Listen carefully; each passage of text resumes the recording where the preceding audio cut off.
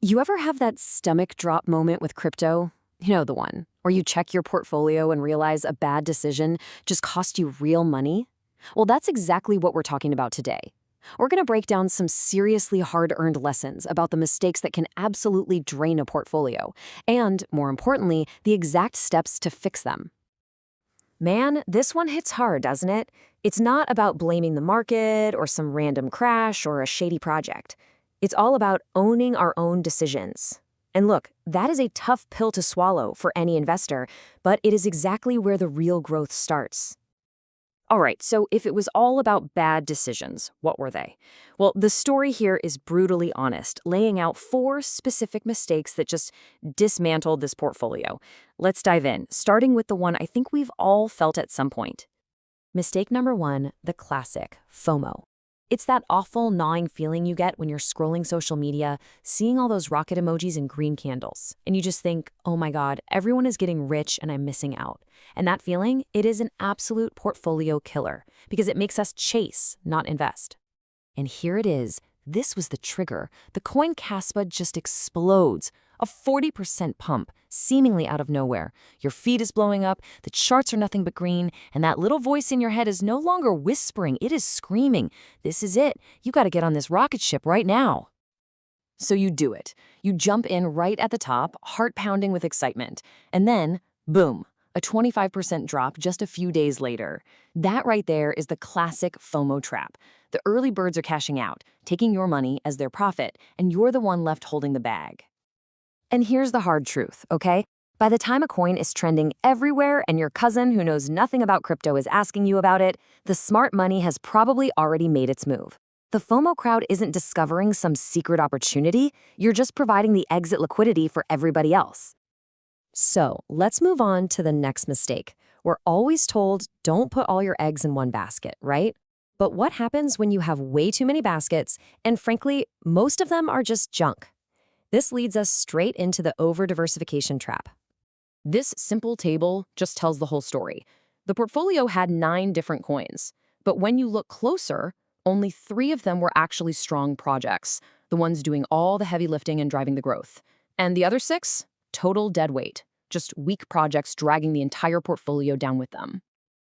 And this, right here, is a game-changing insight. Diversification isn't just about owning a bunch of different things. It's about owning a bunch of different high-quality things.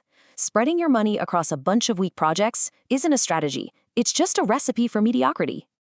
Okay, so you dodged FOMO and you've picked some strong projects. That's great. But that leads us to the third major mistake, having absolutely no exit plan. The investor's own words were, I just watched. It's that feeling of being frozen, just a passive observer to your own money, and man, it can be incredibly costly. Oh, this chart is just painful to look at. This is what investors call a round trip. The investment in the coin Render went on this incredible ride, soaring 60%. I mean, imagine seeing that unrealized peak in your portfolio. But without a plan to lock in those gains, they just vanished. Poof, all the way back down to where it started. The takeaway here is so simple, but it's profound. Before you ever click buy, you have to know when you're going to sell. That goes for taking profits and for cutting your losses. An entry strategy without an exit strategy isn't a plan, it's just a hope. It's a gamble.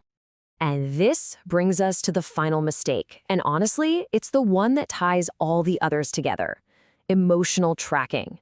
On one side, you have the obsessive reactive investor who's glued to the charts, checking them 10 times a day, heart racing with every little dip. And on the other side, you have the strategic investor, calm, data-driven, and focused on the long game. Which one do you think wins? So, we have just dissected the 4 big mistakes. But this isn't about dwelling on what went wrong. Not at all. This is about the turnaround. How do you actually fix this mess and get the portfolio back on track? Okay, let's get into the solutions. So the fix, it wasn't some complex secret formula. It was about discipline, a clear 4-step process. First, focus. Cut out all the noise, get rid of the weak links. Second, systemize. Take the emotion completely out of buying. Third, plan. Finally define those exits. And fourth, discipline. Trade that constant obsession for calm, weekly consistency. And this chart just visualizes that first step perfectly. On the left, you've got the before portfolio, a messy, chaotic collection of 9 different assets. And then, on the right, you have the after portfolio, clean, focused, and concentrated on 3 strong projects. It's such a powerful shift from total clutter to absolute clarity. So, what was the result of making all these changes? It worked. That's it. It just worked. The bleeding stopped, the portfolio stabilized, and most importantly, it actually started growing again. This was never about finding some magic coin. It was about building and executing a solid, disciplined strategy. All right, so what does all of this mean for you?